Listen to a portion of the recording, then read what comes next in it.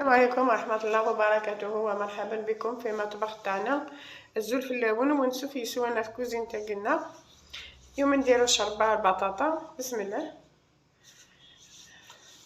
عندي هنا نحو المقادير طريقة تحضير.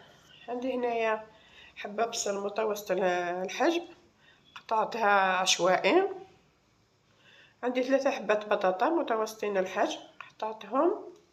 عندي شوية صدر الدجاج،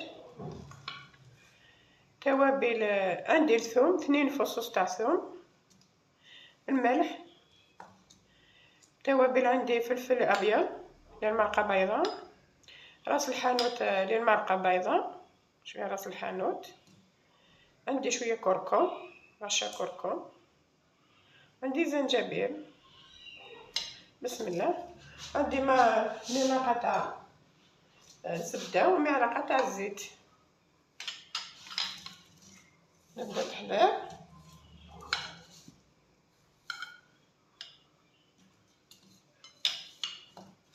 هنايا الزبده والزيت، نضيف البصل، نخلي البصل شويه حتى يدبل، بعد نضيف الثوم، نضيف الثوم،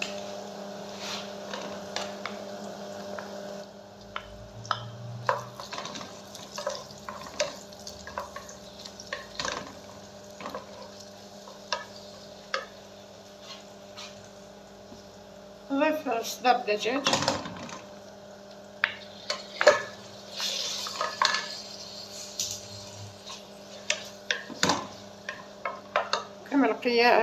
نكمل القليان، نضيف الملح، نضيف الكركم، نضيف راس الحانوت، نضيف فلفل ابيض، نضيف زنجبيل.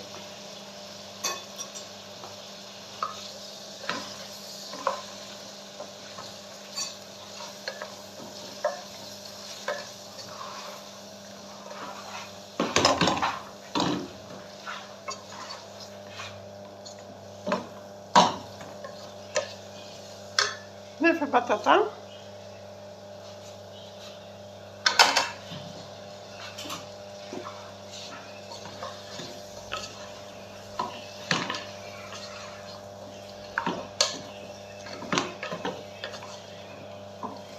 كمل القليان لمدة 3 دقائق. نقلي شوية بطاطا مع التوابل، نضيف الماء، نغطي البطاطا بالماء، نخليها طيب. هنا الشربة تاعي طابت، نديها كاس حليب، نديرها فرماج مثلثات،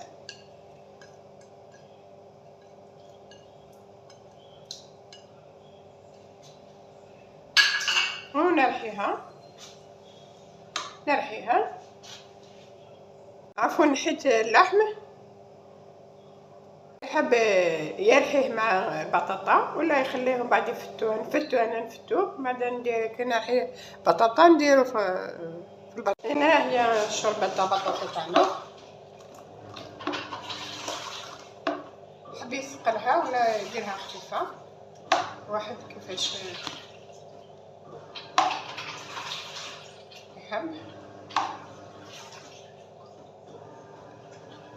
عندي اللحم فتتو،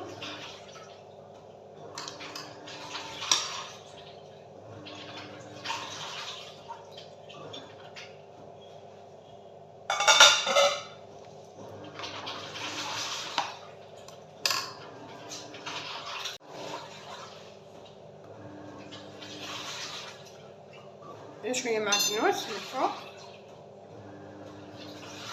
إذا شهية طيبة وإلى اللقاء في وصفات أخرى إن شاء الله. كنت جغدير هنا تنمرت نوانا تكون صحي متقممين لا غير فيك إن شاء الله.